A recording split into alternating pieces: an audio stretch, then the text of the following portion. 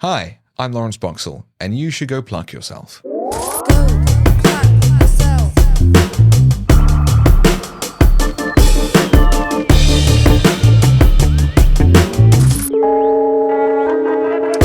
Hello, welcome to Go Pluck Yourself, the Actor's Pursuit. My name is Chris Gunn.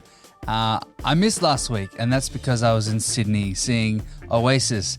And of course, they did not disappoint.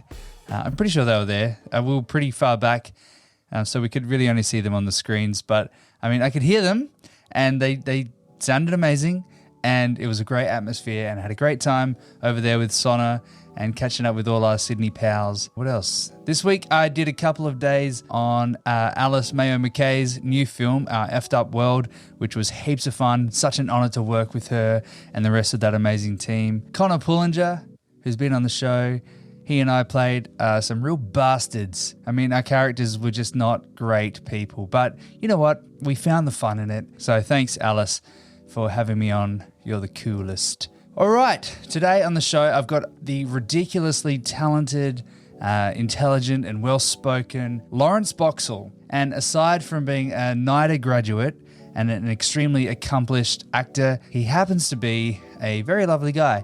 And we had a really wonderful chat full of fascinating stories and interesting insights, and even a little preview of his Gollum voice from the Lord of the Rings musical, which he just toured around Australia. Man, this guy has done so much. Like, he's starred opposite Tony Scanlon in the play Switzerland in Sydney's Ensemble Theatre. He produced and starred in Milked in Melbourne's 45 Downstairs. He's done Hamlet, Who's Afraid of Virginia Woolf, The Mousetrap, As You Like It, Shakespeare in Love. Apparently he was in Better Man, which I completely forgot to ask him about.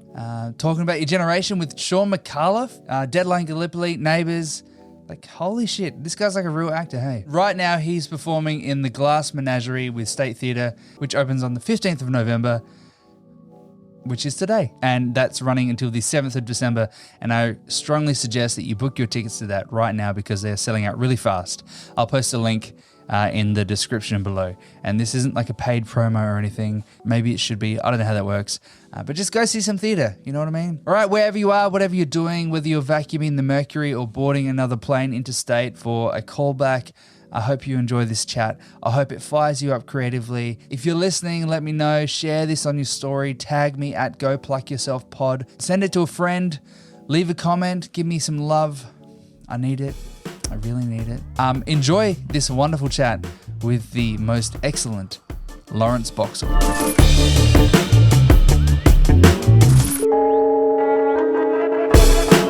How are you, bro? Yeah, good. Yeah. Thanks for coming, dude. Oh, thank you very much for having me. This is the first time we're meeting. It is. We don't know each other at all. Mere minutes ago. And now I'm in your house. Yeah, well. And we're here. Total bros this now. This could be poison, but it is. I would have no concept. But it'll get you through the podcast. It will. And then I'll take you out. At least I'll be hydrated. That's it. So, are you from Adelaide? Yeah, yes. Tentative yes. Okay. I moved around so much as a kid. My dad was in the army, so being an army brat, we sort of moved very regularly. Yeah. But Adelaide was Dad's last posting. Right. And so this is where we sort of ended up. And my family's all still here. But then I left Adelaide in 2014. Oh, cool. So it's been a lot. So I come back a couple of times a year, but I haven't lived here since then. Where are you living? Melbourne? Yeah, I live in Melbourne now. Yeah. What's the industry like over there? Melbourne's great. Melbourne's super cool because it's, I mean, in the way that like Adelaide's a very artsy city, right? With the Fringe and AF and like a really, vibrant scene. Yeah. Melbourne's like that, like in the same sense of like a lot of people generating their own work, which is really cool. Yeah, yeah. So there's a really great sort of community of people that make short films, and you've got, of course, got VCA and 16th Street and things like that. There's a bunch of like really great theatres like 45 Downstairs, which is one of my favourite spaces in Australia actually to perform in. You've got like Chapel Off Chapel. You've got all kinds of like really cool places that you can pitch your show to the artistic director of that theatre, and then they might schedule it in, and then you produce it yourself. But Yeah, and it feels like a very accessible, collaborative city to live in, and then you get like all kinds of big shows touring and film shooting there and everything. So it feels like it's not detached from the rest of the world, and it's also accessible if you want to make your own stuff, which I really like. So yeah, I vibe with Melbourne. I went to Melbourne recently for a commercial. Oh yeah, and I went out with the producer and the director. Right. Once we'd wrapped. And we were just walking past all these different places, and she's like, "Oh, this is where they like record this radio program, or like a few different radio programs in there." And oh, this is a really cool little arts hub. I'm like, "Oh yeah, okay, shit does happen here. This is so different to Adelaide. It's so much happening everywhere you look." Yes, I'm like, okay, I see what they mean now. But Adelaide's got so much going for it. It does. I love Adelaide. I do. It's great. It's great. And when you see the scope of like.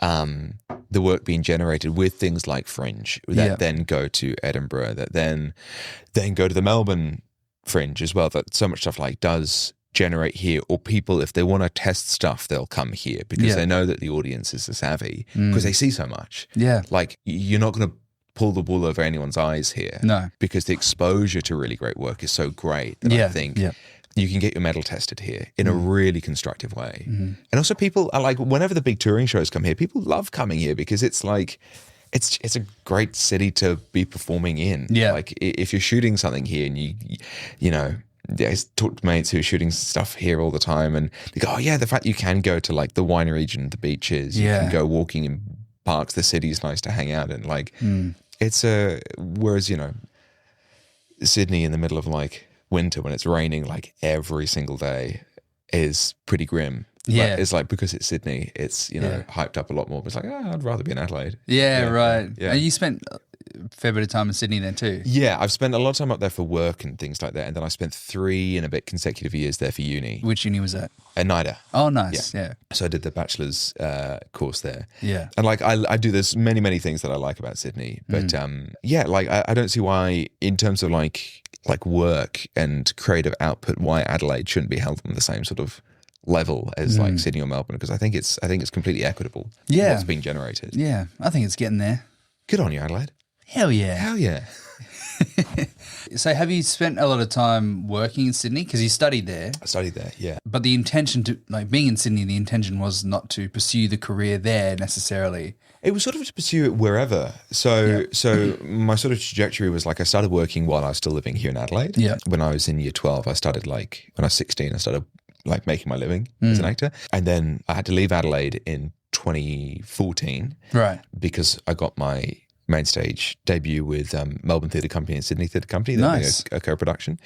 And they said, well, we can put you up in one of the cities, but we can't put you up in both. Right. So they're like, you got to relocate to either Melbourne or Sydney. Wow. And so I went, that's pretty common, like that kind of thing. And so it's like I could go and stay with friends, you know, for that duration, or I could, you know, probably, you know, leave the nest and I had friends in Melbourne from this TV show I'd shot before. And so I went and like lived in their house for a bit, and then eventually I got my own place. Yeah. And so I lived in Melbourne for a year and was working there, and then got into NIDA and spent a year in Melbourne, then did 3 years in Sydney. And then I got a couple of jobs pretty much back to back down in Melbourne after finishing. Right. And I thought, well, I could stay in Sydney and then fly down, or because I do like Melbourne, having spent that time there in that year. Yeah. And I like Sydney, I mean, if nothing else, really expensive to live in. I thought, no, I'm gonna tuck and roll and dive back in, and that way I could just, you know, get back into it. And I've been there ever since. Yeah, yeah. But I do hop up to Sydney for work a bit, and it's always it's nice then, because then it feels like a little vacation. Yeah, as opposed to having to worry about the rent. Well, that's kind of what I'm hoping to rely on one day. Hell you yeah. know, I'll just keep enough money in an account for when I need to do trips interstate, unless they're going to pay for me to be there. But you know, well, that's the dream, isn't it? Like I'm sure you've got like you're the same, where you've got like friends that will base themselves in one place. Yeah, like I've got a friend shooting a big series in the States at the moment, and even though it's Hollywood, it's like literally Hollywood. It's shooting on the Warner Brothers lot. Wow. he doesn't want to get suckered into that. Like he wants to live in Melbourne. Yeah. And he wants to base himself there, and he will go where work is, and then he'll come back. It's like, that's the dream, isn't it? Like, it's 2025, man. Yeah, exactly. Yeah, you don't need to go and completely relocate. We can communicate online, and we can get there. We don't need to send pigeons with audition scripts. No, Like, we can do so much more. I miss those days. I know. The analog days. They just don't know what they've lost. There's a whole world out there. But what am I going to do with all these pigeons, though? I know. You know what I mean? What was NIDA like? NIDA was a funny old time. So when I went through NIDA, so I was there 2016, 17, 18. Yeah. It was part of like a big. We were the first intake where NIDA was self-accredited. Right. So it was sort of like part of UNSW, which is literally over the road. Okay. And I'm pretty sure we were the first years, then the first second years, the first third years where it was the self-accredited independent thing. And so with that comes like a lot of restructuring of the course. And so there were some good bits to it, but a lot of it was bumpy because there were teething problems. And it's not just exclusive to NIDA, but like any university that does these big restructures has teething problems. Yeah. Which, having then spoken to friends and colleagues who have gone through it since, like it sounds like they're all ironed out, which is great. But like I went through with a really, really diverse group of people that have gone on to do like astonishing things, and we did some really cool productions at NIDA. Like the people I met there, I still like work with. Yeah. Mostly in terms of like the behind the scenes world. Like I don't think I've worked with anyone from my year, but like in terms of like crew and designers and like voice coaches and things like that, the number of people that I've worked with since graduating. Yeah. That I met there has been really cool. Yeah. Because then you immediately have a shorthand with each other. Yes, yeah. And that's very freeing. Yeah. And it's always nice when you get like the cast announcement or something and you see all the creatives on the thing and you go, oh, great, at least I know one person going into this room. Yeah.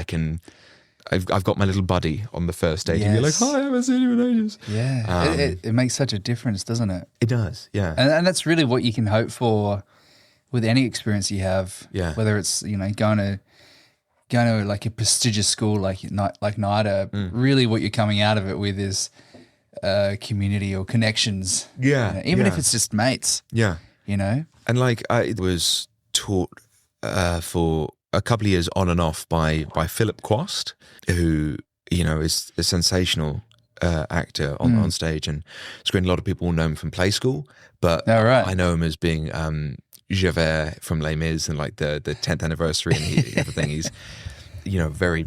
I never got past Play School, man. Oh man, I'm still trying to finish it. Oh, you'll get. There's a couple of episodes. Yeah, working through the seasons. But he's like a fantastic classical actor, and so I did classics with him, and because you can pick an elective. Yeah, and that was pretty invaluable, and getting to learn what.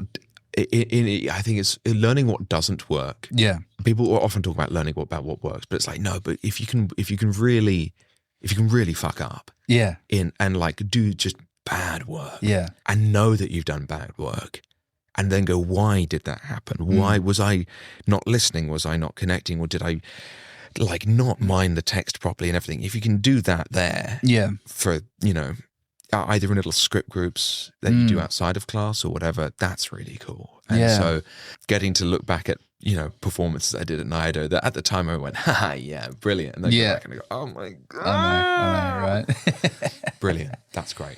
Yeah, it is. It is good. You'd want to be looking back and noticing how much you've grown. You'd hope. I'd hate to look back at something I did, I've got stuff that I'm proud of. Oh, God, yeah, totally. But like everything I've done, if I look back on everything I've done and gone, man, I'm great and I've always been great. Yeah. You want to look back and go, you're in trouble. Wow, I've come a long way. Yeah. I really thought I was doing good stuff there. Yeah. And it was good for the time, like for me at the time, Because all you can do is make the right decision at the time. Yeah. You can't, you can't think about us now in present looking back. No, just do the right thing, what feels right. It was great for 21-year-old Chris, Totally. Yeah. Totally. Yeah. And it's funny because, at the moment I'm playing Tom in the Glass Menagerie, and Tom is, he's in his early 20s. It jumps across time a bit. But But we were chatting the other day about, he's making these decisions that are right for him now. And he's making these very, very big decisions. We're talking about, looking back at being 21 and going, oh God, who? Yeah. And you think you know everything. Yeah. And then, which sounds, a lot of people were like, oh, you're still young now. It's like, yeah, in 10 years, I'll look back at me now and go, oh God. And okay, the cycle continues. Yeah. But being able to have that perspective, I think, is useful. It's good. And it applies, if you apply that to your growth as an actor as well. Yeah. Yeah. Did you go to drama school? No, I didn't. How do you feel about that? Like, is it something that you go, oh, I still would like to, or I wish I had, or you're like, I'm so fine with not going to drama school? I'm fine with it. Yeah. But I talk about this a lot. This has come up a lot on here because I've had lots of people that, some people have gone down that road and others haven't. Yeah. I'm fine with it because I think there's heaps you get out, obviously heaps that you get out of it. Yeah. Like there's a lot that I don't know that I'm learning now. I'm sort of just by default picking up little pieces as I meet people and work with people. It might be a slower way to go about it. Yeah. But I don't regret or don't miss all the things that I did get to learn with the road that I took. Yeah. You know what I mean? And even the time that I took off. Yeah. And the mistakes that I made in my personal life, and all that was me growing as an actor and what I bring to my work now. And I found alternative ways of networking and meeting people and practicing. And I did study filmmaking 15 years ago, so that was sort of I wanted to direct when I was younger, but I somehow fell in love with acting at some point. So I was focusing on directing when I was young, when I was like 19. And then I played music for years. And by the time I realized that I actually really love acting, it was too late. That's how they get you. Yeah. But too late in my own head. Yes. Like I never applied. Yeah. But I just decided, no, if I spend 3 or 4 years out of the industry now, that's wasted time for me. I feel like with what I've learned through my filmmaking skills and my music, even my music performing, and I did do acting classes when I was a kid and stuff. But I don't regret it at all. Like I like who I've become now, and I'm coming from this whole thing from a place of curiosity and not knowing what I'm doing, and that's actually very freeing for me. You know what I mean? Yeah. I don't feel like an imposter. Yes. I think I realized that most people feel like imposters. So if we're all imposters, no one is. Do you know what I mean? Yeah. I think it's true to that. Yeah. Absolutely. So no, I don't mind at all. The thing you said about like, oh, if I take 3 years off, that's like wasted time. It's like that hits me in a very special spot because I remember feeling the exact same thing. Yeah. Because like I started work when I was 16. Yeah. And I worked pretty consistently through till I was 19. So Wow, nice. 3 years of like working in the industry. And getting on set or on stage experience, and then trying to I got into drama school and then going, but do I actually want to go? Like taking 3 years off when things are chugging along nicely to go and study to do the thing that I'm already doing. It's a really hard decision to make. Yeah, right? Yeah. And so I sought advice from a lot of people. There's a wonderful voice and dialect coach called Leith McPherson. Shout out to Leith, I love you. Who I remember sitting down in a cafe with, and we just made a huge list of pros and cons. Yeah. But I remember like aggressively researching actors that I admired to see, did they go to drama school? What were they doing? Like Toni Collette went to drama school but left. Ian McKellen never went to drama school, learned on the job. Michael Fassbender, I'm pretty sure, went to drama school and left. Yeah. But then just, heaps, Chiwetel Ejiofor finished drama school. And then, so many never went. Yeah. And I realized like, oh, there's no one way of doing this. Exactly. It doesn't actually, it's not the be all and end all. And I think particularly now in 2025, if anyone is auditioning and you're just thinking about it, I mean, in my year, the youngest person in my class at the start of the course was 17, and the oldest was, I think, 31. Yeah, right. And that's at the first year. Yeah. And it's very rare for a 17-year-old to get in straight away. But, it shows that there's never really a too late to doing it. But I think in 2025, it really isn't the be all and end all. If you want to go to one of these big schools, fine. But, with the clarity of hindsight of having, I had 3 years of work and then 3 years of study and then working again on the other side of it. Yeah. Like in hindsight, for me, I probably, if I knew there was going to be a global pandemic and everything, I would have just kept working. Yeah. And I wouldn't have gone and studied. So what year did you go? I graduated end of 2018, so 2019, and then 2020, everything. But it's like, if I'd known that, I would have just kept working for 3 years. Yeah. But there are so many great short courses and classes and master classes, and you can seek private tuition really easily. It's really easy to find really good tutors. Yeah. You can audit classes. It's never been easy to make your own work. Yeah. And it's never been more affordable to make your own work. Like, watch short films, and you can like get in contact with the directors of short films and ask, can I audition for you for your next thing, and learn that way. Yes. There's so many ways to go about it, like excellent a bachelor's degree. And also the name of these institutions, you know, back in the day, going to RADA, Lambda, Yale, NIDA, whatever, like that carried a humongous amount of weight. But there are so many actors now who are making fantastic inroads that never went to these places. Yeah. So the name, you don't need to rely on the name of them anymore. So if that's something that you're thinking about and is causing you stress, don't be stressed. I think that's something that I wish I had more perspective on. Not that I would have made the different choice, but it's just something that, you know, it's something that I would have liked to have heard. When I was sort of deliberating on those things, because it's a huge time commitment, and it's a huge financial decision as well. Going into taking out a humongous student loan to go and do these things, it's crazy, and relocating, and it is nice to know, because there are so many factors that contribute to making that decision. And some people just won't ever be in the position to study. Totally. Like, not even just in acting, like you know, going to uni, it's for some people it's just not a possibility, because it's a lot of time and it's a lot of money. It's just expensive. And so some courses offer bursaries and some don't. Not just in acting, but like in actual uni. And there are so many things that, you know, the excitement or the idea of pursuing this thing is so overwhelming and so all-encompassing. The actual pragmatic reality of it often sort of gets set to the side until you have to make a decision. Yeah. And I also think there's an idea that if you end up in a school like that by the end of it, you are guaranteed so far from it a career, you know, and success and notoriety and everything. And so it feels like, once you go there, that's what you're paying for. But obviously that's not the case. You know, you still, once you're out, you're on your own, and you've made good connections, obviously, and you've learned a lot of amazing skills, and you are qualified.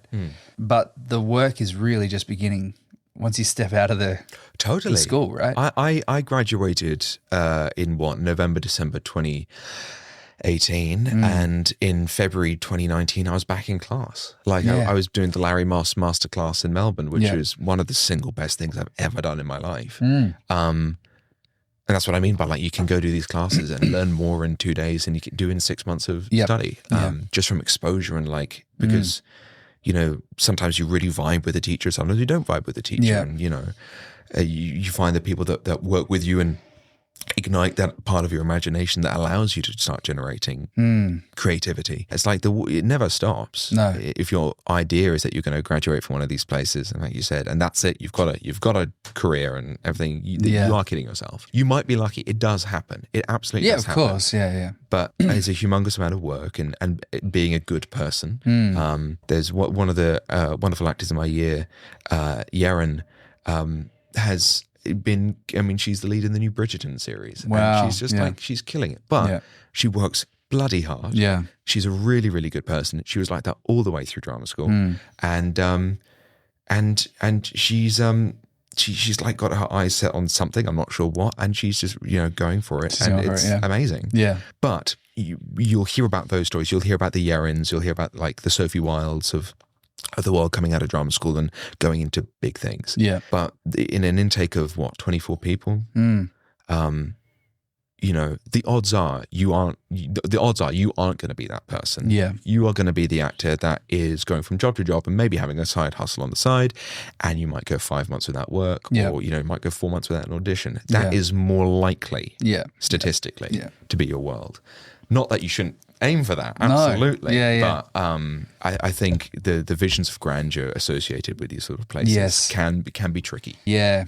I know some people that went to not just NIDA and just studied in general, that even 10 years after graduating, still kind of, I remember sitting at a pub with a bunch of mates that all studied and just sort of complaining like, oh, I'm just not getting auditions and I'm thinking like, yeah, but what are you doing now? It's been 10 years. Like, what do you think is going to happen?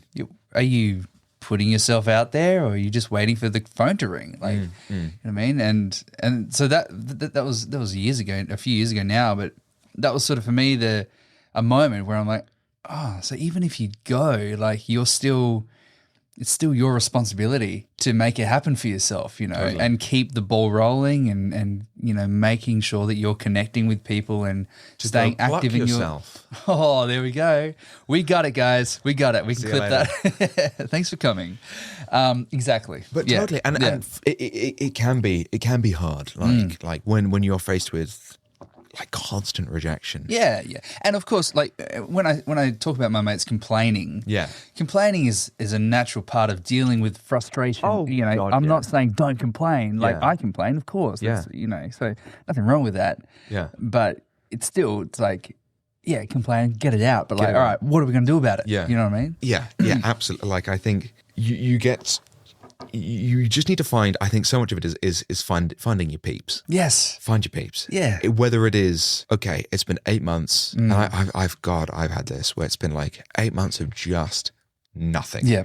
And I'm in my human job, my workhorse job, and I'm going, is anything ever going to happen again? And it's like, okay, cool. I'm going to get a bunch of people around and I'm going to read scripts. Yeah. And that's going to do. Or we're going to get a bunch of people around. And I used to do this with a really good friend of mine, Dougie.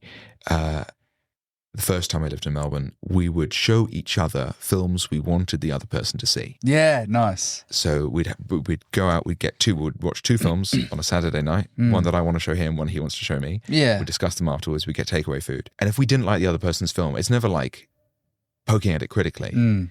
Like blasé. It's like why? What is it about it? Looking at things and developing a critical eye. Yeah. Go and see theatre. If it's good theatre, great. If it's bad theatre, don't make fun of it. No. Why? Yeah.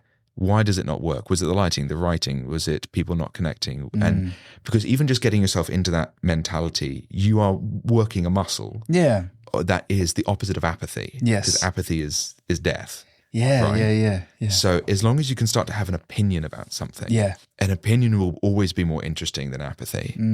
Even if you're well off the mark, and then you do an audition, even if you're well off the mark. I've done some auditions which I look back on when I see the end result and I was like, oh, wow, I was way off. Tonally, I was in a different film. But I get feedback from the casting director being like, never thought of doing it that way. Yeah. Not out of like, it was bad. Yeah, It's like, and then like they've got me back for other things. Yeah, but because it's so open to interpretation. There's not really any wrong answers, and you don't know all the context. Exactly, so, you don't get given everything. It's not your fault that you make a choice. Yeah, yes. and then I fell into when I came back from Sydney into Melbourne. I went to do this Larry Moss class, and then I met a director there who was auditing, and we had a chat afterwards, and like I knew of him, a guy called Ian Sinclair, who's a fabulous theatre director. He invited me to come and do one of his classes, and so I went and did that, and then I found, he's one of my peeps. Yeah. And so I work with him now. We've done a couple of shows. We did two plays last year. I asked him to come. I had a lull in work, and so I did my workhorse job and financed a play, and then I got him to come and direct it, which went really, really well. Nice. And then he invited me to come and do his Hamlet at the end of last year. I was Laertes in that, and it went, cool, that all happened because I went, okay, I want to go back and study, and I want to find my peeps. And that's the thing, you will find your people. And then you will find your creative little nugget, and the people that just like excite you creatively, and you can nerd out about shit with, and when you find your nerdy group, then really cool stuff will happen. And so when there is a lull, go hard for 4 months and do the overtime and everything, and then take that overtime and all your salary, eat your ramen for 4 months, and then produce a play and do something really cool. Yeah. When it comes to those moments of like, oh, nothing's happening, you can either like relax back into it, or you can see it as like, cool, nothing is happening. Yeah. That means I don't have to worry Yeah. about like, oh, I've got to be here at this time, I've got to be there at that time. Yes. I've got a big empty slate Yeah. for me to really like do anything, write a script and do it as a podcast. Yeah. Like, do an audio drama. Yeah. Audio dramas are huge now, and it costs you what? You can borrow a microphone. Microphones are super cheap. You can do them for tuppence and just do something. That's why I feel like I'm busy now. Like I'm not that busy. I'm busy doing, and as I said in the kitchen, like I'm busy doing the things that I want to be doing anyway. Yeah. And like in terms of Adelaide, like I'm getting work. Yeah, I'm getting yeah. bits and pieces, like commercial TV and film. But it's so spotted, the in-between times are, it's vast, you know what I mean? Which is the choice you make by living here, right? Yeah.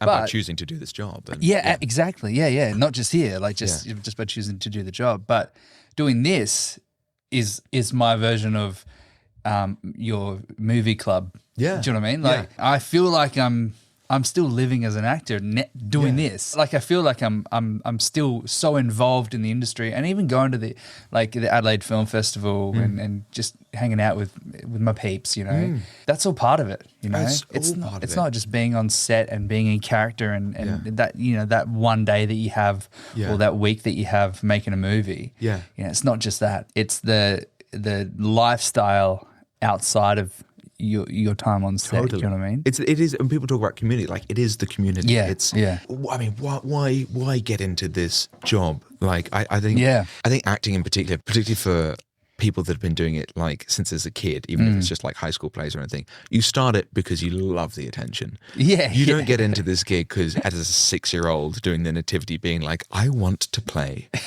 the sheep in the nativity because I can mine it, the truth about mankind. You get into it because you get to wear a silly costume and you love having the attention on you. Yeah, hell yeah. And then you quickly learn if you actually do enjoy it. Yeah. And then you justify it to yourself later on, being like, I'm going to reveal something about the human experience. Yeah. And it's like you reinvent why you do this thing, right?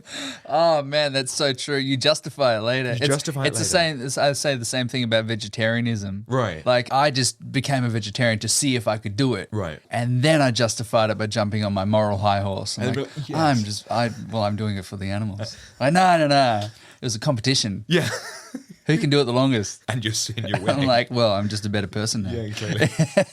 But it's that. It's exactly that. It's such a weird job. It's like, if you'd love it enough, if you would rather do that than do a desk job in a cubicle and then do the 9 to 5, it's a weird ragtag bunch of people, and no matter how sort of cool they are or whatever, it's a ragtag bunch of people that have chosen to do this.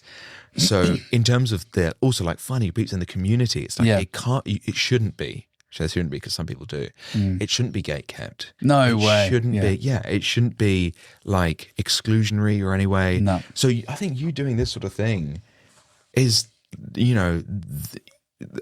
sort of a weird healing thing to the community. And not that there's anything to heal in Adelaide, because Adelaide's great, but like this is the kind of thing that should be done. I remember watching interviews of actors talking about process. I think there's some nervous kid with a microphone at some sort of panel being like, "You tell me through your process," and they go on this weird roundabout thing and they don't answer the question. Yeah, it's like, no, answer the question. Yeah. What are you hiding? Yes. So true. No one is going to come for your job. Yeah. Because you talk about this. Yeah. Yes, acting appears to be this weird, glamorous, wonderful lifestyle. It isn't. It's a bunch of rat bags being nerds because we love attention. We justify it later. We like wearing costumes. That's it. Yeah. And then the justification, I won't like poo-poo acting being like it's only that. But like when you do find something that really means something, as you sort of mature and you develop a critical eye and you have your perspective and everything. Yeah. When you do decide to like intellectually lock in on, I am, this thing that I'm doing really means something. Yeah. Like I did a play last year that was the one that I got Ian Sinclair to direct was all about mental health in men in rural communities. Yeah. Which is, particularly in Australia, a really, really important topic. Yeah.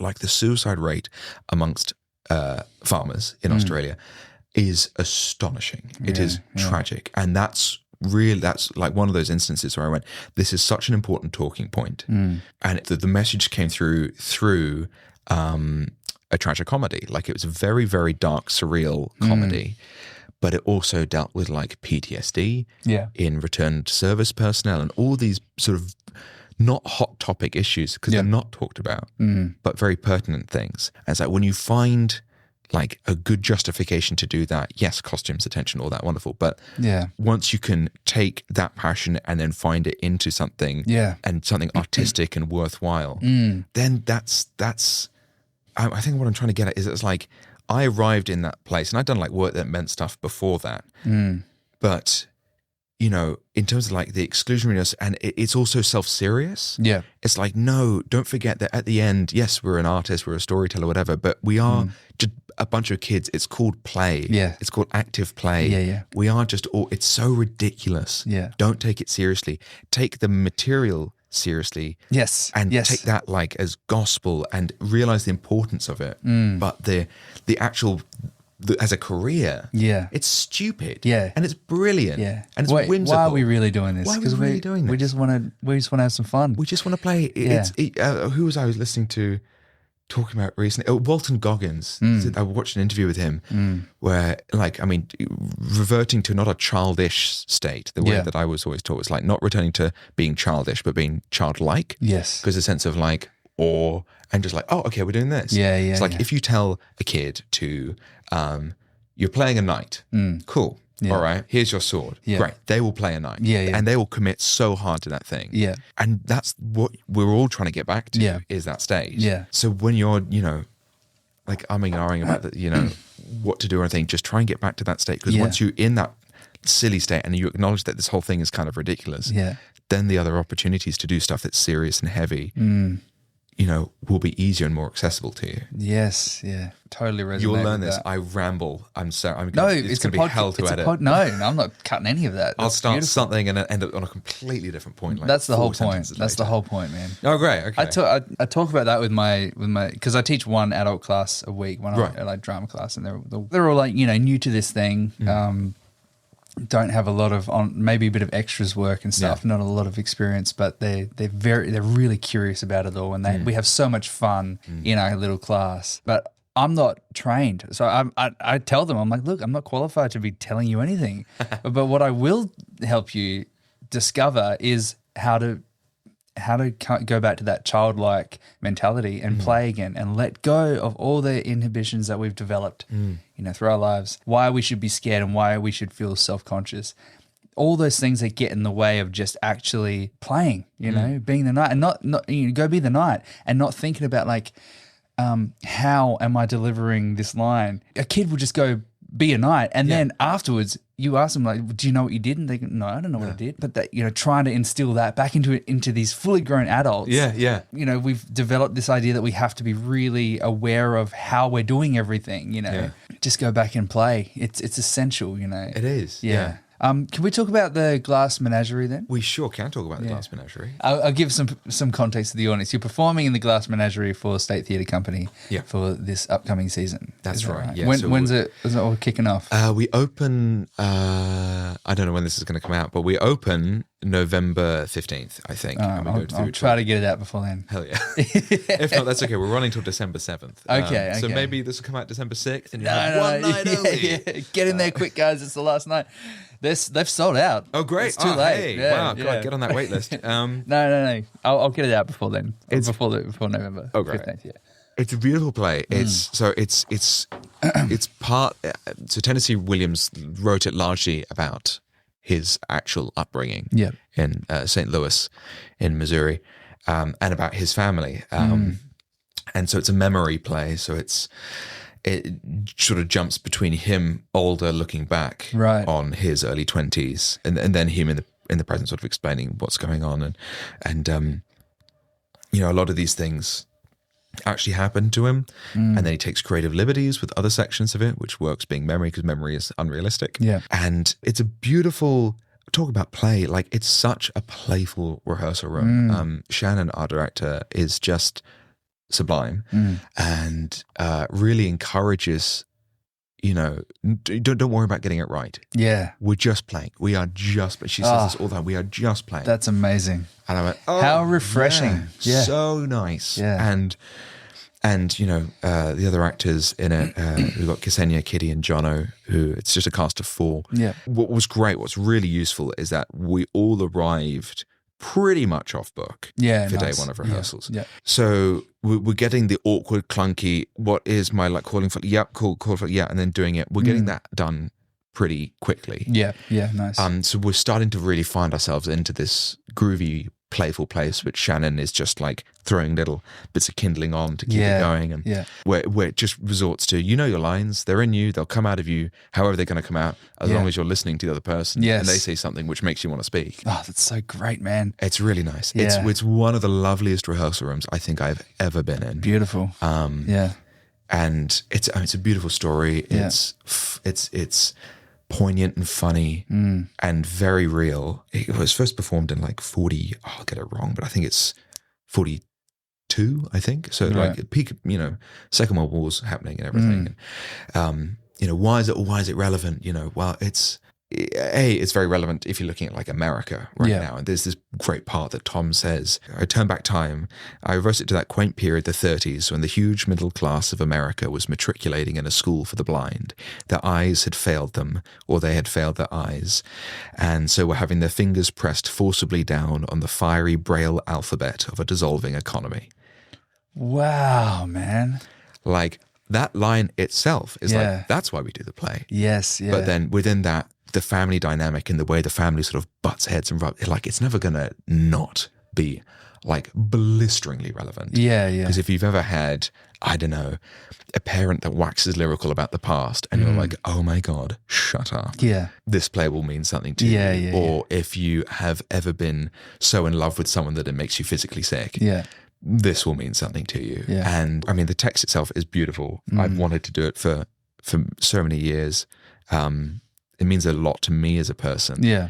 I was going to do it earlier in the year at a different theatre company, which I then had to pull out of, and they were very, very gracious about letting me go so I could go and do this big touring show. Yeah. And then weirdly, I got cast in the same role at the completely different company on the other side of the country. Yeah. So fantastic. This feels great. like I sort of have to do this. It's like serendipity. Serendipity. Yeah. It's set in the 30s. The costumes are beautiful. The set's brilliant. It's just a sandbox of a set to play on. Yeah. And I think it's going to be, I'm hoping that it'll be something quite special. Where are you playing? Odeon Theatre in Norwood. Oh, nice. Yeah. Beauty. Yeah, good. I'm growing back my hair after many months of being bald and walking on 2 legs after many months of crawling around on all fours. So why did you have to shave your head and walk on all fours? I was playing Gollum in the Lord of the Rings musical, which was touring. Amazing. We toured Australia and went to Singapore and did all these things. And how cool, man. Yeah, that was crazy. I'd never done a big musical like that before. Do you do a lot of musicals?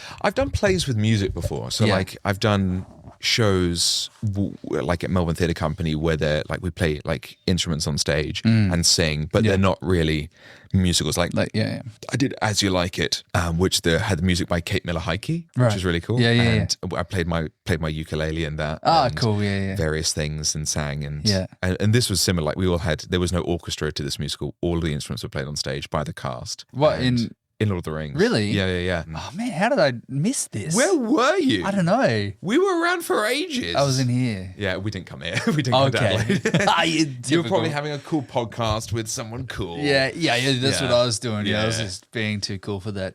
No, that sounds awesome. Yeah. So what kind of instruments were you guys playing? I mean, this is the thing. They cast act musicians. Yeah. So we had like the guy that played Mary, a wonderful actor called Jeremy Campisi, is just an astonishing cello player. Oh, that's awesome, man. He's being a hobbit in one scene, and then in the next scene with like Saruman that he's not in, he's ducking off to the side, picking up his cello, then he's on stage playing the cello, underscoring like while things are happening, or like in the big final battle at the end, our brilliant percussionist, Dr. James Whiting, who teaches in Adelaide, he's dressed as a full orc because they need big percussion in it, they have a huge war drum that comes down stage, and he's like, when he gets like killed, he like slams into the drum and drags it off, and then he's got another drum set on a tower which he plays and underscores. And the elves played violins and whistle. It was just awesome. God, I'm so sad I didn't get to see that. Yeah,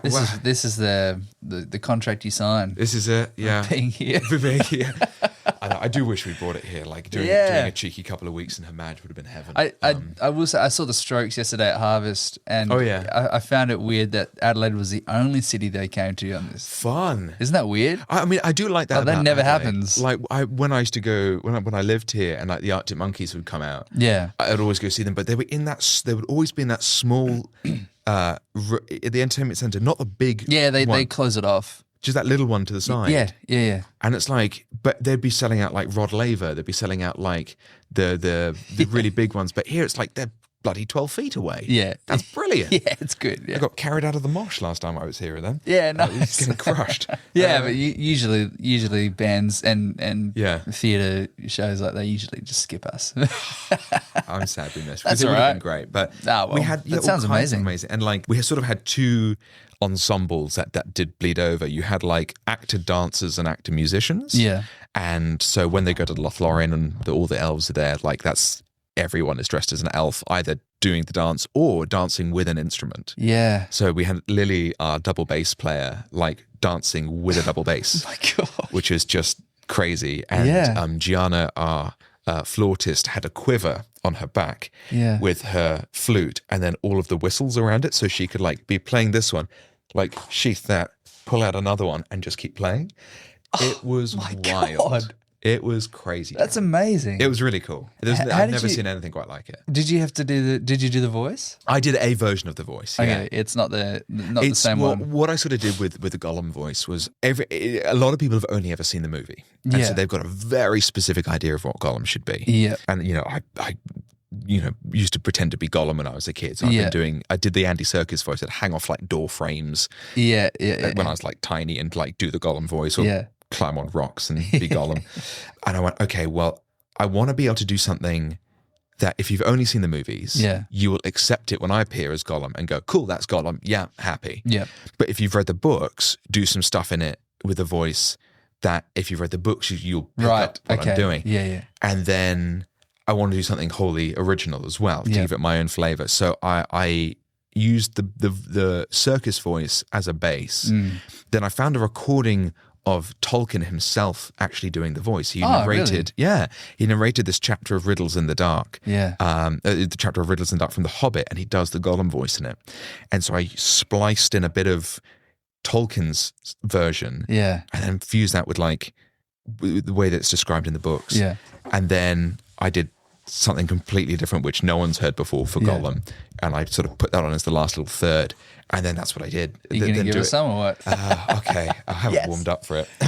So you are going to say, we're going to Mordor. You're going to give me my cue line. Okay. We're going to Mordor. Sure. I'm going to say, no. Then you're going to say, you've been there before, haven't you? Okay. Those are your lines. We're going to Mordor. You've been there before, haven't you? Yeah. Okay. All right. And am I Frodo? You're or Frodo Sam? in this. Okay. Yeah. Okay.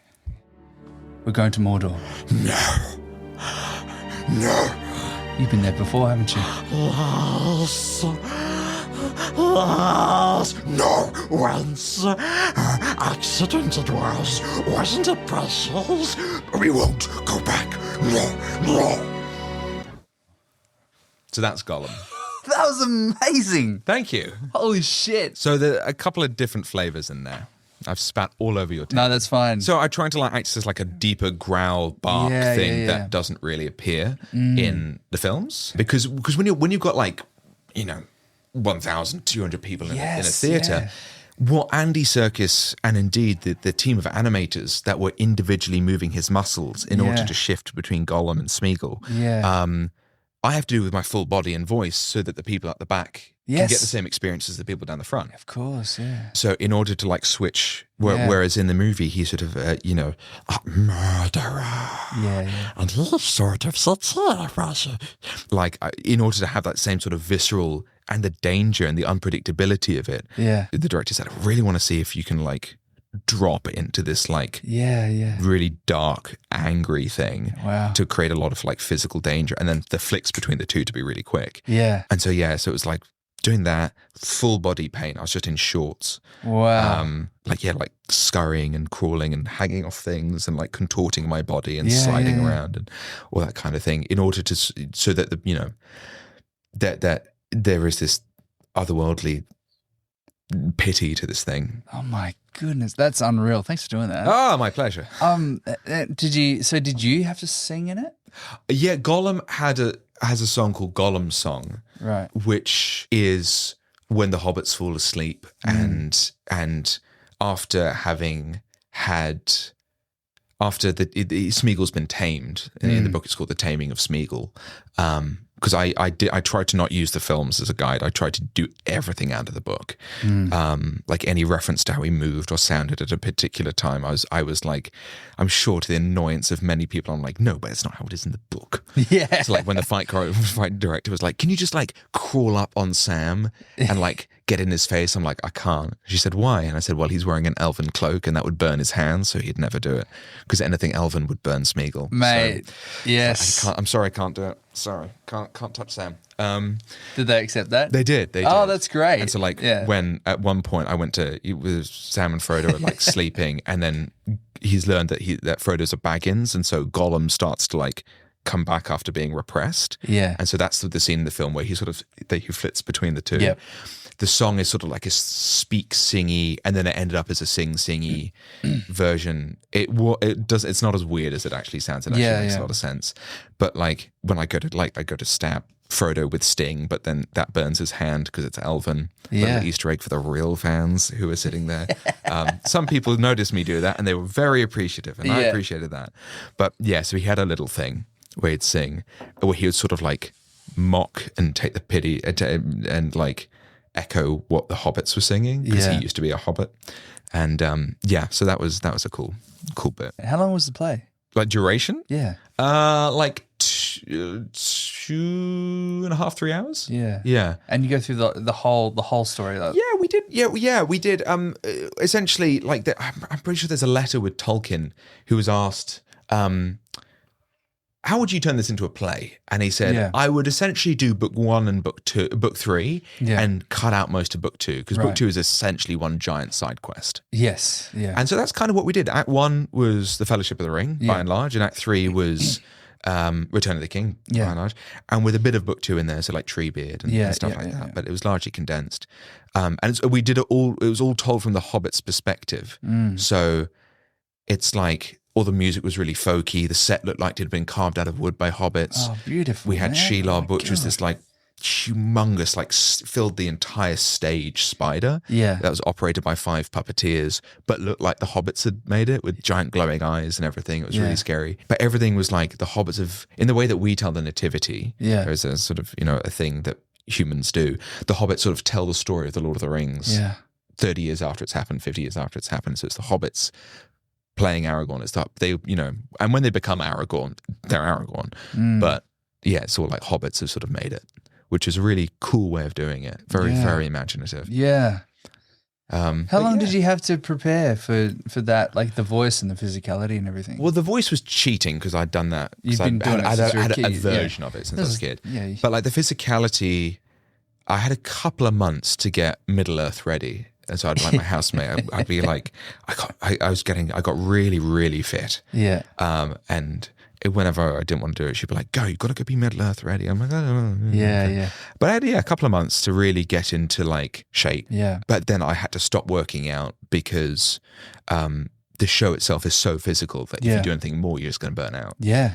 And so the show then allowed my fitness to sort of keep up. And whenever there was like a month off or a couple of weeks off, that was really hard. Yeah. Because the only way that, particularly for playing Gollum, that you can stay fit for playing Gollum, because you're using muscles that you don't use. No, of course. Ever. Yeah. As a what we're doing, just biped. crawling around the house. And Yeah, genuinely. I would crawl, I would spend ages crouching, I would dangle off stuff just so that my body continually is conditioned for these things. Like I saw muscles on my back that I'd never seen before, and they've since gone away. Yeah. Just from having to like be able to breathe and engage my breath support low. Yeah. But not when because if you imagine like if there's the ground and I'm crawling like this, and my arm, like I'm essentially crawling in a plank position, like on my fingertips. Yeah. And then the moment you bring your neck up like that, you're going to be straining. Yeah. If you're then trying to do the voice. So it's like, okay, well, if I curl my shoulders in this way and I allow my lungs to sort of drop that way, I can get more breath support through, as opposed to if my shoulders were back. And it's learning an entirely different way of breathing and speaking and pacing yourself. Yeah, it was a really, really interesting. So did you figure that out yourself? Did you have a coach? Or? No, I was all self-taught. Wow, man. That's so impressive. Thank you. Yeah, thank you. Yeah, it was very cool. It was very, very skills that will never serve me any good for anything else.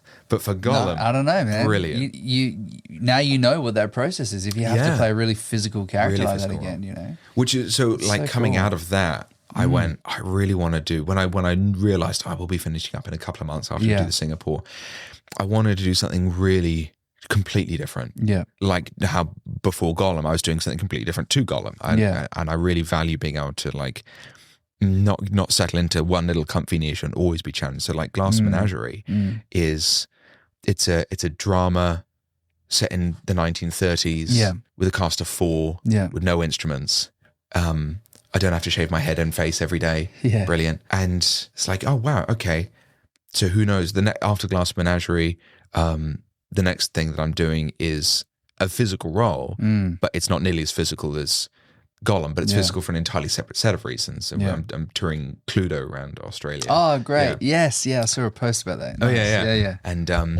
And that'll be like physical, but it'll be physical comedy. Yes. So like that's going to be a whole different thing. So it's like the stuff that I've learned is from doing Gollum, and the sort of the rigor that it takes. That's something that I'll definitely take on into everything else. Oh man, it's really inspiring, man. Oh, thank you. Man, I've got an audition for something for musical theater. Oh yeah, due next week. Oh, and this is great. It inspires the level of commitment. Yeah.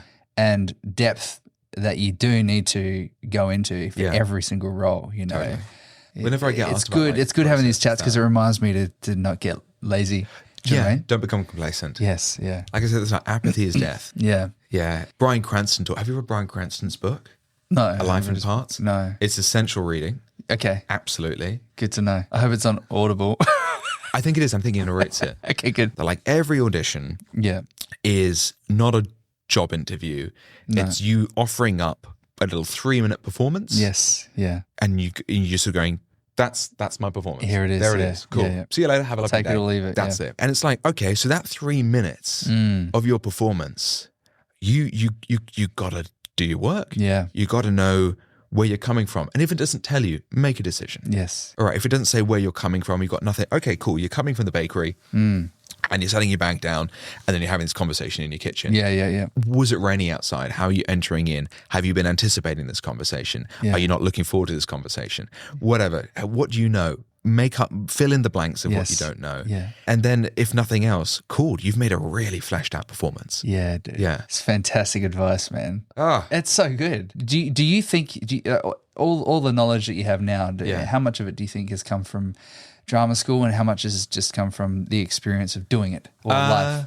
I'd say 70% doing it, 30% drama school. Yeah. My biggest takeaway from drama school was vocal technique, which my teacher at drama school, Katerina Moraitis, all the stuff she taught us about, like warming up properly and like vocal technique and safety. Like I never burnt out my voice doing Gollum. Yeah.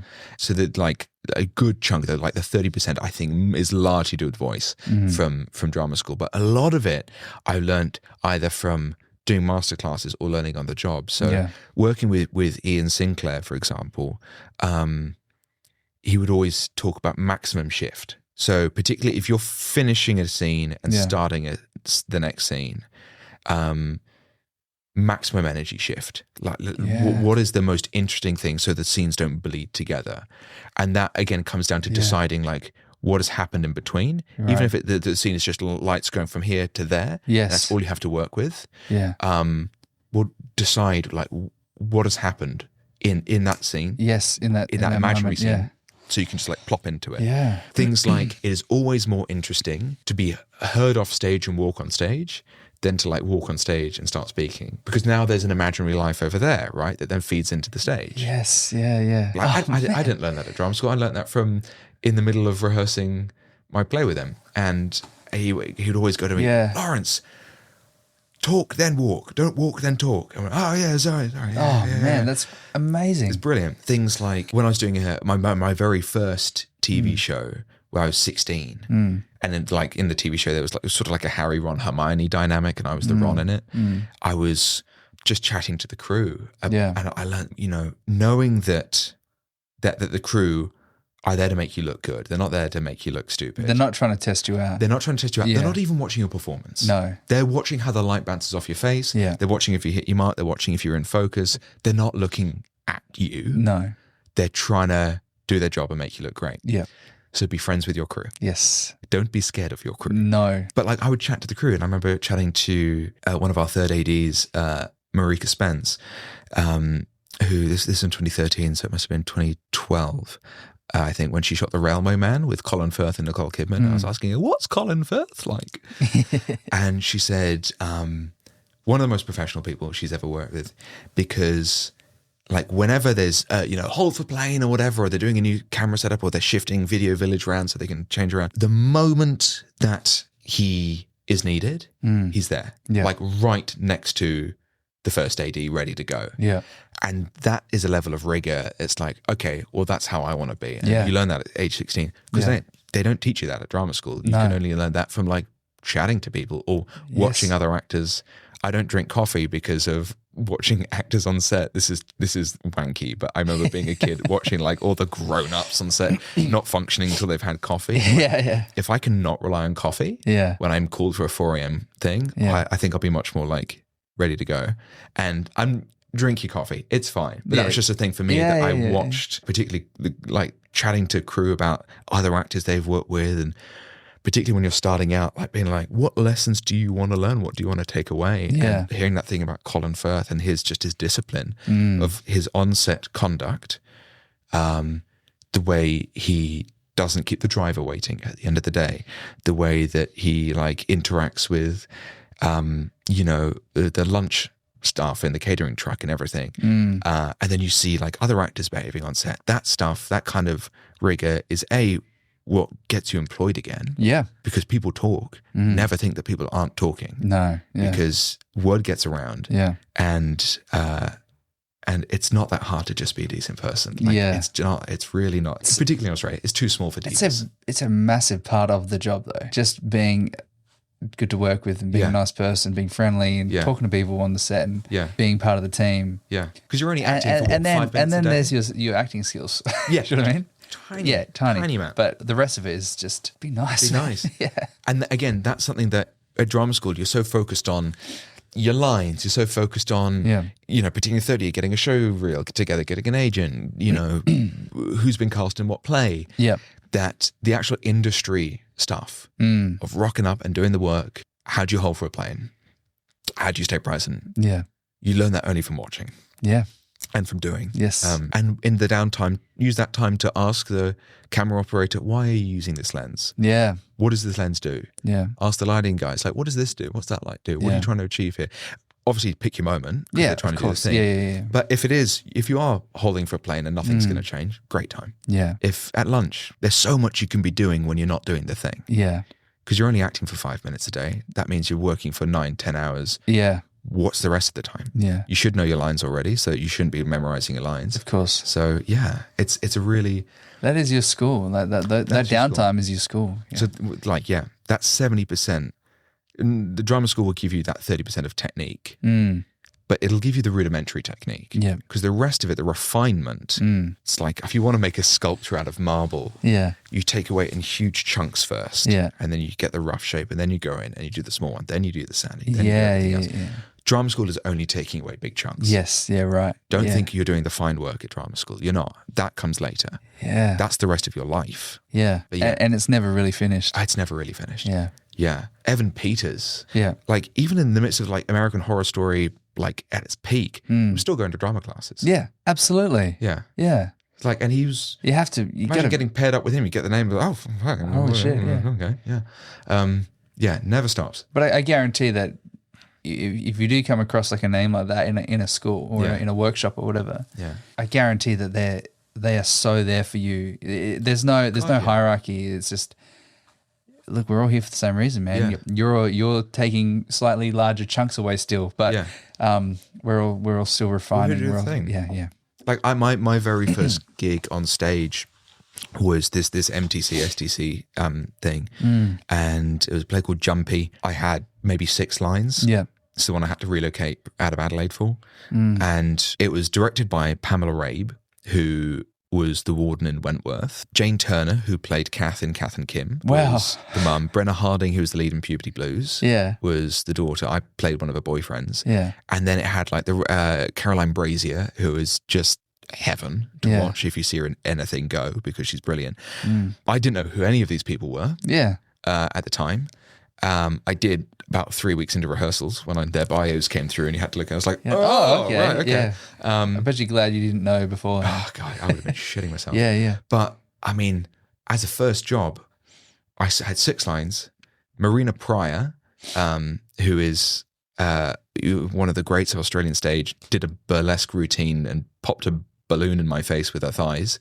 What a weird first gig. But I spent that whole thing doing my 6 lines, moving the furniture on stage, and just watching. And what a first gig! Yeah, it was. I would not want my first play to be Hamlet and play Hamlet. Not in a million years. If I had my time again and went back to being that age, I would pick the exact same size role, doing the exact same sort of thing. Yeah, because hey, the pressure's not on you. Yeah. And you can watch other people succeed, and you can watch other people make mistakes and figure it out. Yeah. That was like the best school. Yeah. And getting to tour that to 2 cities and watch these greats of comedy and drama do their thing. Yeah. Wow. I remember people talking in my year of drama school about the kind of plays that they want to leave and go and do. And it was the like they wanted to play Rosencrantz and Guildenstern right out of drama school. It's like, sure, there's no reason why you can't. Yeah. But like, I don't know. I think there's so much more value to be coming out when you're new to this biz with, trying to figure yourself out. You've been one person in a very concealed place. You're going to have to reinvent yourself coming out. Yeah. That's a huge thing. And then find yourself as an actor. It's like, you don't need that pressure. Well, it's kind of, I don't think it's any help to you to come out of, begin anything with the intention of trying to prove yourself straight away. You got nothing to prove. Exactly. You just come into it with curiosity and humility and understand where you are in the process and in your career. And it doesn't mean you're not good at it, but you're already hired. Yeah, exactly. You know what I mean? Exactly. Like you've proven that you can do it. Yeah. But whatever happens on the day is just sort of part of the, you're just part of that team now, and whatever happens. But you don't need to go into it trying to prove that who you are or what you are capable of, or that you're qualified. It's just you have an a constant inherent pursuit. value. That's built in. You've got that. So you will add value. And you have something to say. Yeah. So like, don't worry. That's taken care of. Like that's hardwired into you. Yeah. It's just about finding the people that can help sort of encourage it out of you. Yeah. Finding your peeps. And speaking of people you've worked with with Sean McAuliffe? I have worked with Sean McAuliffe. What was that like? And what was it on? He is the best. He's from Adelaide too. He's an Adelaide boy. Yeah, he certainly is. He went through law school here as well. Yeah. I owe Sean a humongous amount. He's one of the most supportive people on the planet, as well as being one of the funniest. Yeah. So I did a panel show called Talking About Your Generation. Right, okay. On Channel 9 with him, which was very, very different to anything I'd done before. Very different to anything I'd done since. It was him, Andy Lee from Hamish and Andy. Nice, and Robin Butler, who is a fantastic creative actor, director, producer. It was such a brilliant learning curve for so many reasons. It was the first time I was on camera that wasn't like a behind the scenes type thing. Yeah. Where they wanted me to be me. Yeah. As Laurence with a camera in front of him. Yeah. But obviously you've got to keep it light and funny. Yeah. And be funny. And I also have a guest each week. I don't think you would have had a problem with that. I don't know. Well, this is the thing of looking back at when you're sort of like 21, 22 years old. Oh, okay. There were times where, because it was so different, there were definitely times where I was more like, I did improv for many years.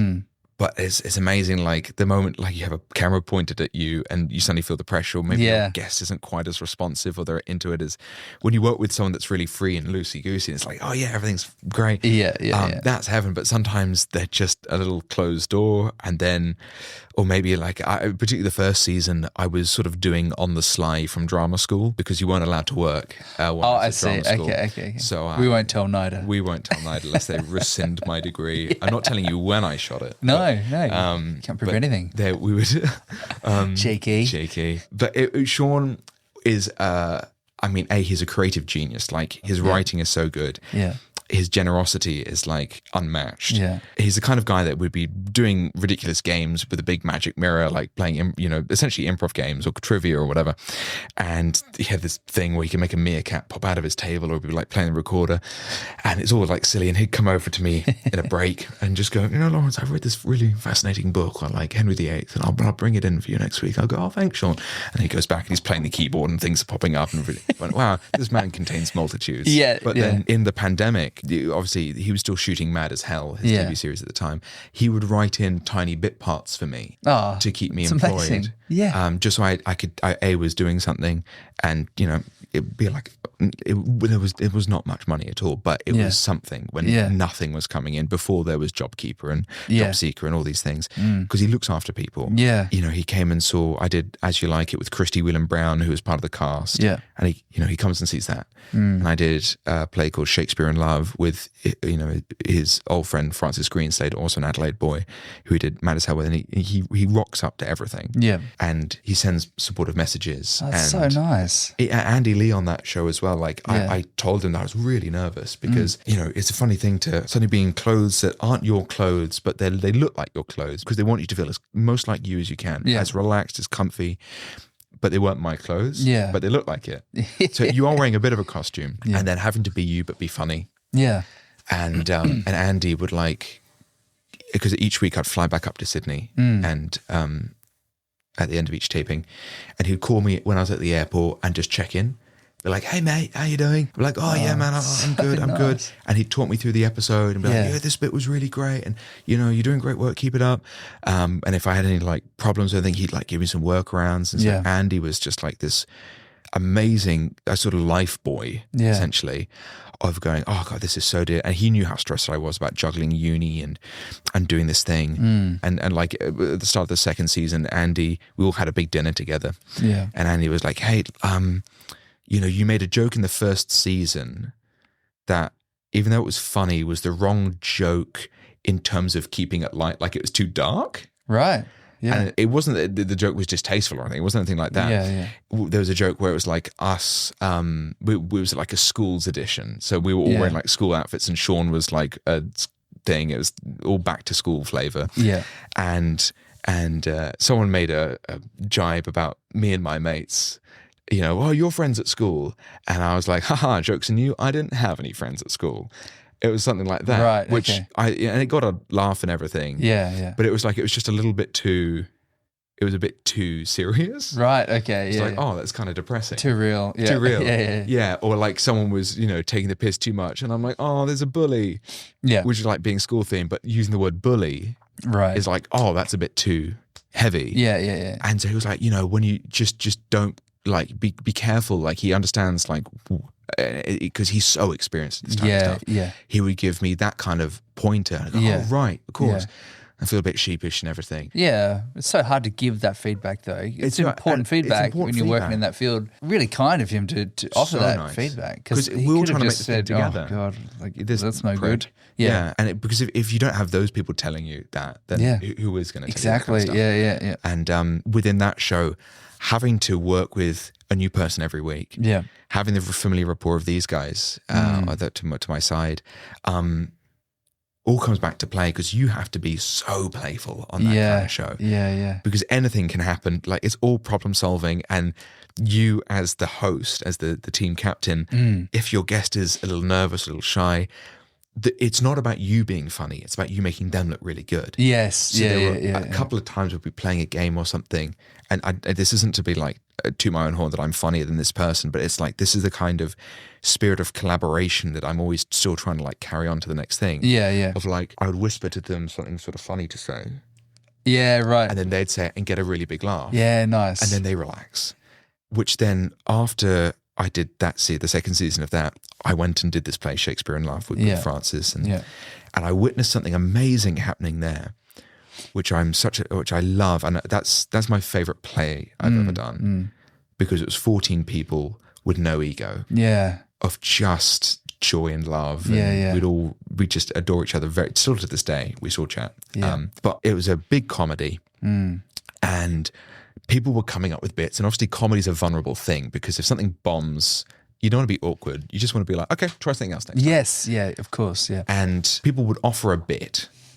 They'd put on a hat in a funny way and they'd get it wrong. Yeah. And people come up and suggest, why don't you try this? Not that it's my idea is better than yours.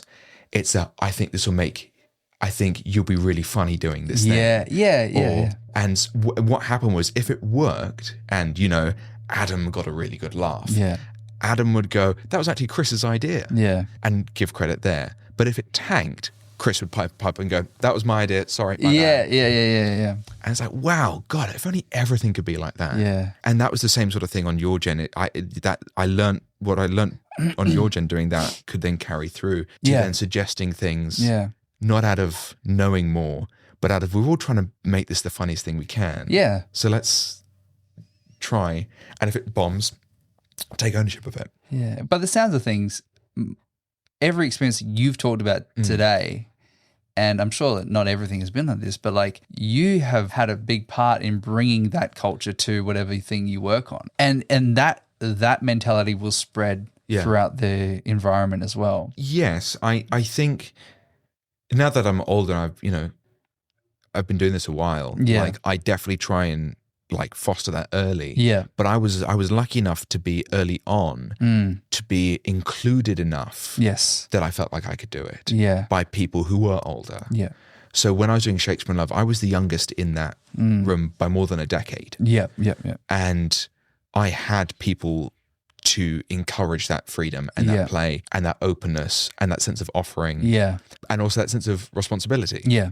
For when things don't, accountability. So now that, we're on from that, and I've had, a bunch of experiences since, and good and bad. Yeah. I feel it's my onus to make sure that is there. Yes, because exactly. Sometimes in the case of Glass Menagerie, Shannon is encouraging that from the get-go. Yes. Even if I wasn't going to do it, she's doing it. Yeah. But for example, Lord of the Rings, where at least amongst the younger cast, those who weren't, sort of 45 plus, I was one of the more experienced people. So it's like, okay, well, I'm gonna, just quietly do my best to make sure that people feel like they've got this thing happening, because it's such a big machine. There's so many moving parts. So it's like, okay, well, that is something that you can do actively. Yes, exactly. To make everyone feel a little better. Yeah. And why not? Yeah. You set the tone, or you foster that environment for those that are coming up, just the next generation, or exactly. People that don't have people that have not been on as many sets, or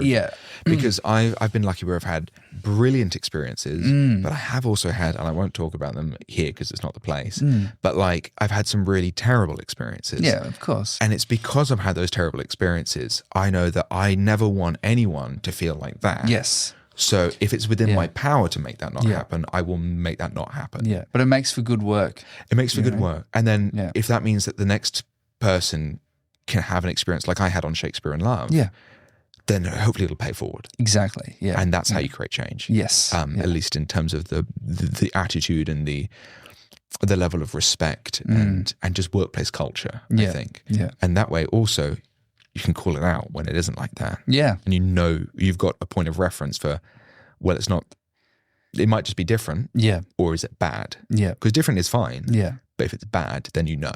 Because sometimes you'll see people come into, I've heard about it from plenty of people who go into their first job, and it is a bad experience, and they've got no frame of reference. Yeah. And that's their precedent. Yes. And that's really scary and damaging. And then they might believe that that's how they're meant to behave. Yeah. And then they carry that on. Yeah. Whether it's downward pressure from, directors or producers, or whether it's negative behavior from cast and it's lateral. Yeah. Or is it like a cast trying to create a hierarchy and coming down? It's it does not have to be like that. Yes. Which again, all comes back to like, you know, if you've got your little community as well, and you've fostered that early on enough, or you're finding it now, then you can use them as your sounding board. Yeah. Because these things don't exist in a vacuum, and you can't exist in a vacuum. You have to exist, you know, as part of this giant sort of fibrous network where everything sort of feelers are going out and everything. And and the more in tune you are with that, of you know, the broader goings on, particularly if it is your first gig, you know, find your peeps within that cast and ask, is this always this? Yeah.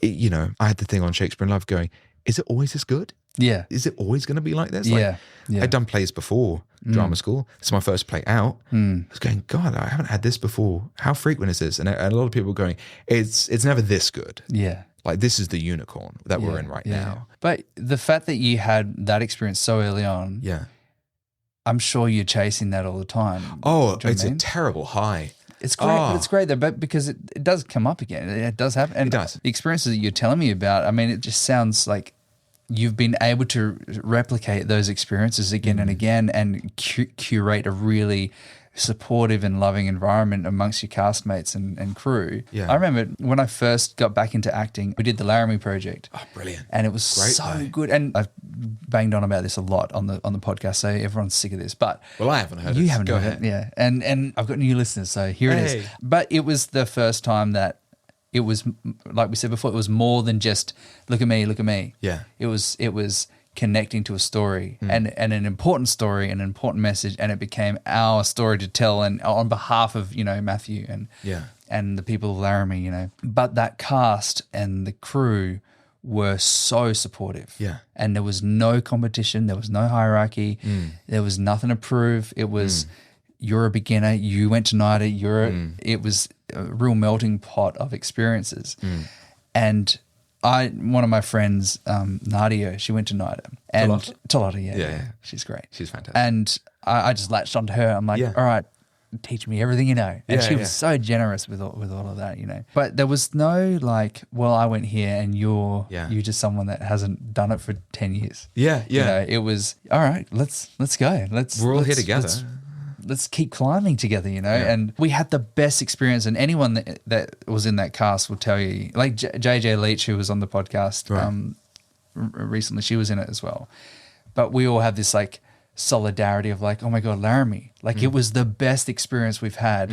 And it sparked something in all of us to continue to chase that, you know, that environment and do it again, you know. And it's like a really positive plague that goes out. Yeah, it's like you want to be infected by that. You want to spread it and you want to get other people contagious by it. Yeah. And so that's what I'm always sort of tried to find, and I'm always excited when I get to work on a set or in a cast or a play where I'm like, we're all on the same team here. We're all playing and we're all open to mistakes and failures and successes and it's the best. It's so nice to hear that about, you know, your experience at Laramie, and I hope anyone that's listening to this, if they have an experience like your Laramie, my Shakespeare in Love, that they have there.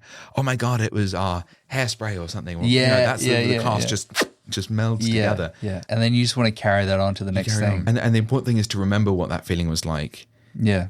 So that you can apply it, because it was a weird thing. Eventually, being not the youngest person in the cast. For a long time, I was the youngest person in the cast. Like, I did a Foxtel series here in Adelaide many years ago called Deadline Gallipoli. Yeah, and in that, I was like the youngest of sort of the principal casts. Yeah, by a long shot. Yeah. And I was there at this dining table. We had a big cast dinner, and I'm going to have to name drop. I apologize in order to sort of set the scene. But like Charles Dance, who is Tywin Lannister in Game of Thrones, was sitting just there. Goodness, yeah. Sam Worthington from Avatar. Yeah. Hugh Dancy, and then like just the most astonishing group of Australian actors: Benedict Hardy, Aaron Glenane, Dan Wiley. I think you'll pick all that up. You'll pick all that up. I'll scoop it up later. Yeah, good. But like, I know who these guys are. Yeah. And I'm 17, and in that sort of space where Tywin Lannister is eating a baguette over there, and you're like, oh my God, it's like the peak of Game of Thrones fever, and I've just watched The Red Wedding. It's all like, That's crazy, man. That wasn't for me, at least, because I was a junior on that thing. Yeah. That wasn't like the Laramie or the thing, but it was still a fantastic experience. Yeah. It was still that utterly open wonderfully creatively liberating. And I didn't know it because it was only my second job. So I didn't have I had one excellent frame of reference. I had a great time on the show before that. Yeah. And this one, so I was so young and so impressionable, and the impressions that I got from everyone were so astonishing, and so positive that it all drip feeds. So you either have the Laramie thing where it's like a humongous tidal wave of just like positivity, and it's yes, or you get it in the drips and drabs. Yeah, but being aware that it's even if it isn't one big thing all at once, that it is these little things that gently influence, and these are these good things happening around you, and these are all really lovely people. And even though it's not like, often find in theatre, it's way more like gung-ho level of like, yeah, everything's great. But in theatre, it's a bit more sort of like slow release. That if you're open and you can, put your ego aside, you can get out of your head. And you can actually look across and listen from people, then all of these things do trickle in really slowly. It's a self-fulfilling prophecy once you've got it in you and you just start to self-generate. It's also, I think it's important to sort of clarify that, like, it doesn't mean that the experience has to be perfect the whole time. Like Laramie, there was like, there's bits of drama, and there was days where it was like, not so fun and negative, but that's just part of the process, you know. But doesn't mean that we weren't still supportive of like each other and getting through those things, But just so people, don't feel like they're like, oh, this isn't the one when something doesn't go quite right on a in a rehearsal or something. It's like it still could be, bumps will happen. On Shakespeare in Love, I don't think we did a full proper run of the play with costumes and everything and lights until a completely sold out first preview at the Melbourne Arts Centre.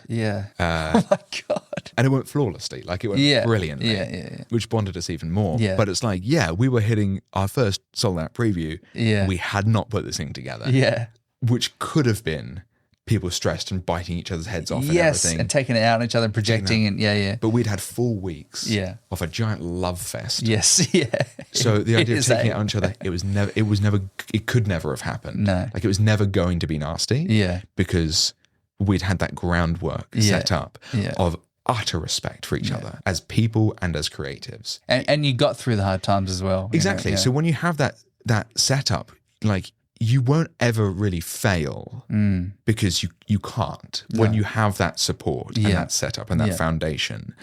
Like failure isn't possible. No. Like, if someone misses their entrance, it's okay because so-and-so is going to come on and deliver some sort of improv line. If we had a dog that had to run across the stage with a script in its mouth in the middle of a fight scene.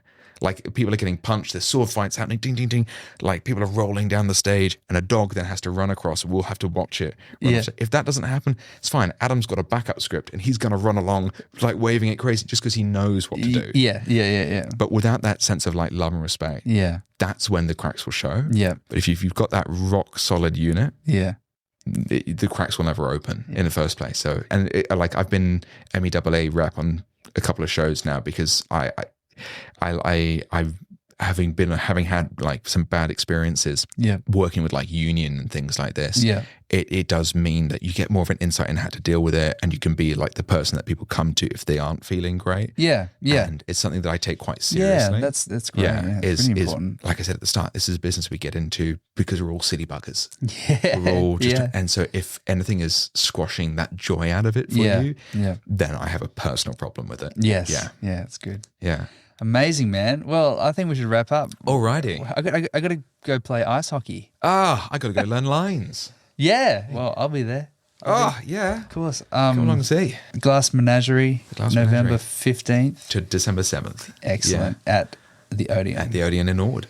Yeah. Mate, it was so nice to meet you. So nice to meet you. Thanks for coming. Thanks for having me. I'll be at Glass Menagerie and I'm excited to see everything else that you do. Oh, thank you, mate. Come say hi. Yeah, of course, man. Oh, where can we find you? Do you plug yourself on socials? Where can we find you on socials? I only made an Instagram November last year, so it's very new. But it's just Laurence Boxhall, Laurence with a U, and the same on Facebook. Cool, man. Dude, thank you so much. Thank you.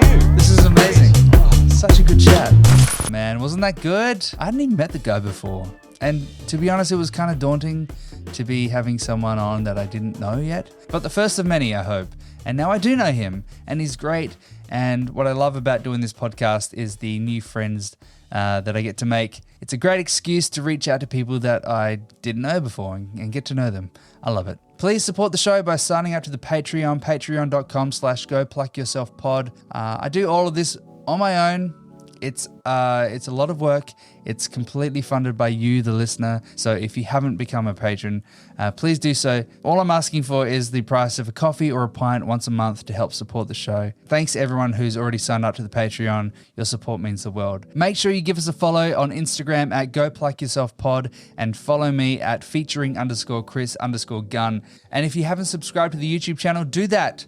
Send it to a friend. Tell them to subscribe. Let's get this thing to 1,000 subscribers. Get your tickets to the Glass Menagerie. If you're going to be there on the 28th, I'll see you there. Next week, I'll have my very first international guest calling all the way in from London. That's in England.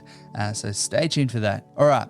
Theme music by my cousin Nick Gunn. Thanks, Nicky boy. I love you. Check out his work on SoundCloud, soundcloud.com/Nick Gunn. Thanks for listening, guys. I'll see you next week. My name is Chris Gunn, and hey, go pluck yourself.